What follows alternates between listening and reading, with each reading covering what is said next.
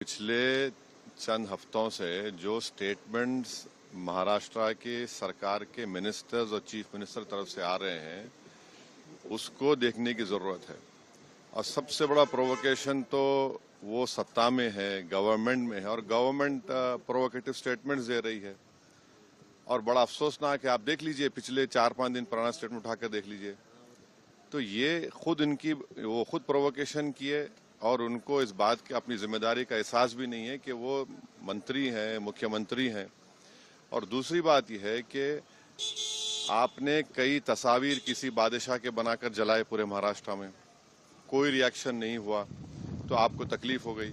तो आपने क्या किया कि कुरान की जो आयतें हैं, जो वर्सेस हैं कुरान के, जो एक कपड़े पर लिखी जाती हैं, उसको आपने जलाया।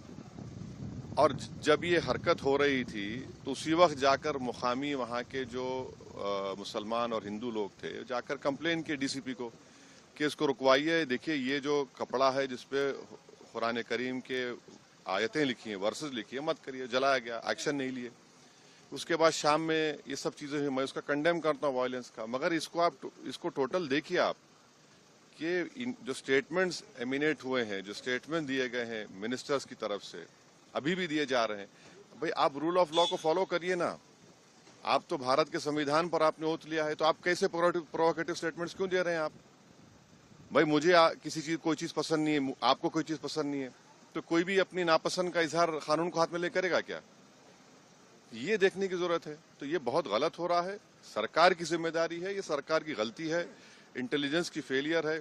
उस जगह जहां से महाराष्ट्र के मुख्यमंत्री आते हैं, और ये जो वायलेंस हुआ है हमारे केंद्रीय मंत्री के घर के करीब है पूरा, ये बड़ी गलत बात हो रही है। अब हो गया। सर, फडणवीस साहब ने कहा है कि ये बहुत रिग्रेटेबल है, बहुत दुख की बात है कि स्टेट एक्सचेकर से औरंगजेब के कब्र की देखभाल करनी पड़ती है। आप सत्ता में हैं, आपके जो आइडियोलॉजी है उसको बाजू रखिए। आपकी आइडियोलॉजी होने चाहिए भारत का कॉन्स्टिट्यूशन और रूल ऑफ लॉ को अपहोल्ड करना। 6 दिसंबर 1992 को क्या हुआ, और उसके बाद सुप्रीम कोर्ट ने उसको एग्रीगियस एक्ट कहा। तो आप देख लीजिए, हुकूमत आपकी है, मंत्री आप हैं, रूल ऑफ लॉ आपको फॉलो करना है, और आपको कॉन्स्टिट्यूशन के लिहाज से अपनी हुकूमत चलाना है।